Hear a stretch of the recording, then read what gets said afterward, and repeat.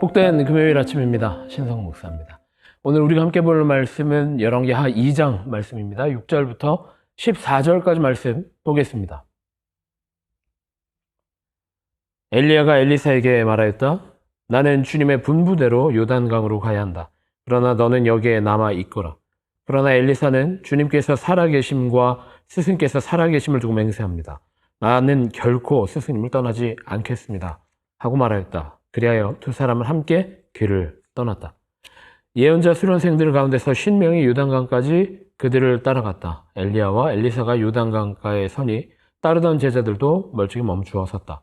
그때 엘리야가 자기의 겉옷을 벗어 말아서 그것으로 강물을 치니 물이 좌우로 갈라졌다. 두 사람은 물이 마른 강바닥을 밟으며 요단강을 건너갔다.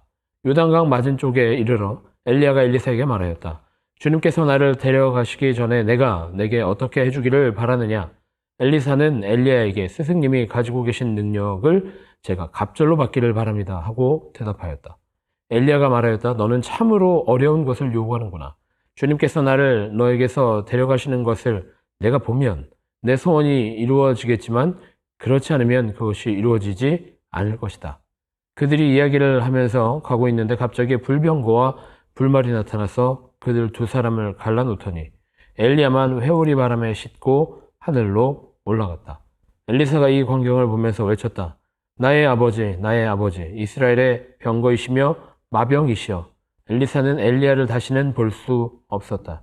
엘리사는 슬픔에 겨워서 자기의 겉옷을 힘껏 잡아당겨 두 조각으로 찢었다.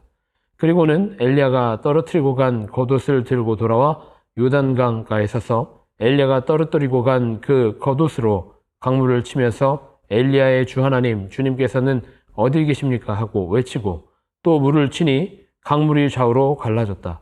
엘리사가 그리로 강을 건너갔다.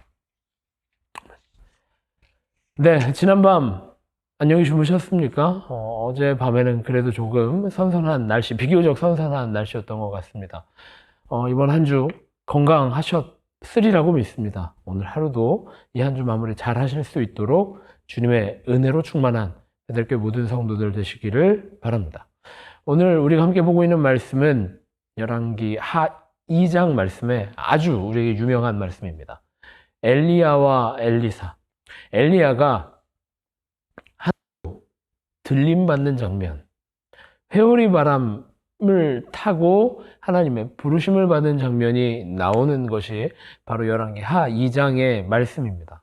그 과정을 보면 참 재미있습니다. 참 흥미롭습니다. 엘리야가 엘리사와 딸들을 이리로 저리로 끌고 다닙니다.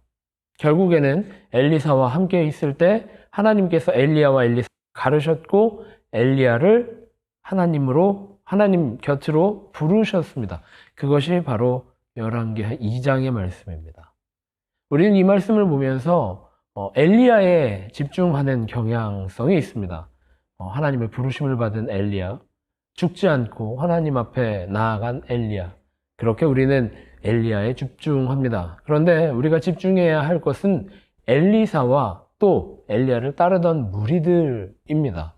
참 재미있는 것은 오늘 우리가 읽은 본문 말씀 14절까지 읽었는데 15절부터는 엘리야를 찾는 사람들의 반응이 정반대라고 하는 것을 우리가 발견하게 됩니다.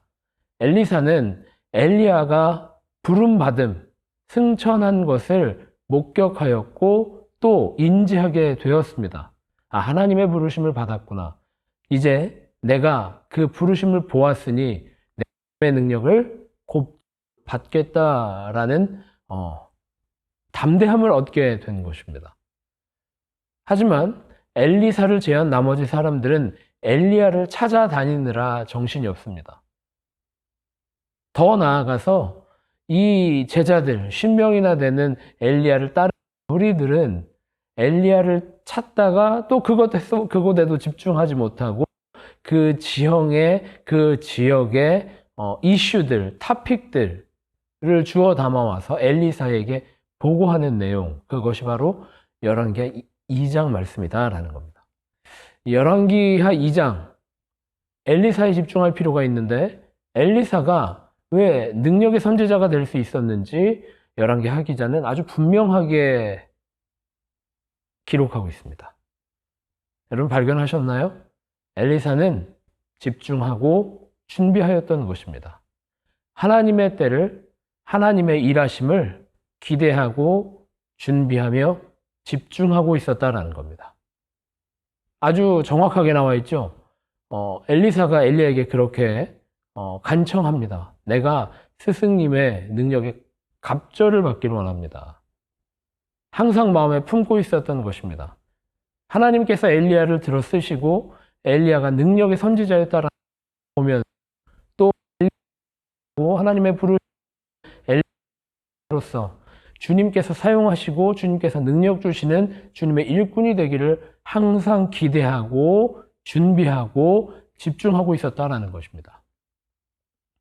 그런 엘리사였기 때문에 하나님의 때가 되었을 때에 엘리야 이후에 엘리사 시대가 시작되었을 때에 엘리사는 준비된 종으로 하나님이 능력을 주시는 종으로 하나님이 사용하시는 종으로 쓰임받게 되었다라는 겁니다. 나머지 엘리야의 제자들은 이게 하나님의 때인지 하나님의 어떤 변혁인지 어떤 하나님의 섭리인지 전혀 눈치채고 있지 못했고 집중하고 있지도 못했다라는 것입니다. 여러분, 오늘 어디에 집중하고 계십니까? 세상의 흐름에 집중하고 계십니까? 아니면 세상의 유행에 집중하고 계십니까? 아니면 하나님의 때에, 하나님의 말씀에, 하나님의 은혜에 집중하고 계십니까? 세상을 바라보는 관점은 우리가 무엇에 집중하고 있느냐에 따라 달라집니다. 우리가 발견할 수 있는 것도 다르고 우리가 반응할 수 있는 것도 달라집니다. 엘리사처럼 하나님의 때를 분별할 수 있고 하나님의 때를 예비할 수 있고 하나님의 능력을 담을 그릇으로 준비되는 종으로 오늘 하루도 주님의 은혜에 집중하고 주님의 말씀에 집중하고 주님의 인도하심에 집중할 수 있는 베들교회 모든 성도들 되시기를 축복합니다. 그렇게 기도하겠습니다. 하나님, 오늘 하루 주심에 감사합니다. 오늘 하루도 변함없이 하나님의 말씀에 집중하기 원합니다. 하나님의 인도하심에 집중하기 원합니다. 주님, 기대하게 하시고 준비하게 하시고 집중하게 하여 주셔서 주님께서 사용하실 때에 하나님의 때에 주님의 부르심에 반응할 수 있는 주님의 능력을 담을 그릇이 되는 오늘 하루가 될 수 있도록 인도하여 주옵소서. 그렇게 기도하고 기대하는 마음으로 오늘 하루 승리하는 베들교회 모든 성도들 되시기를 간절히 기도하고 축복합니다.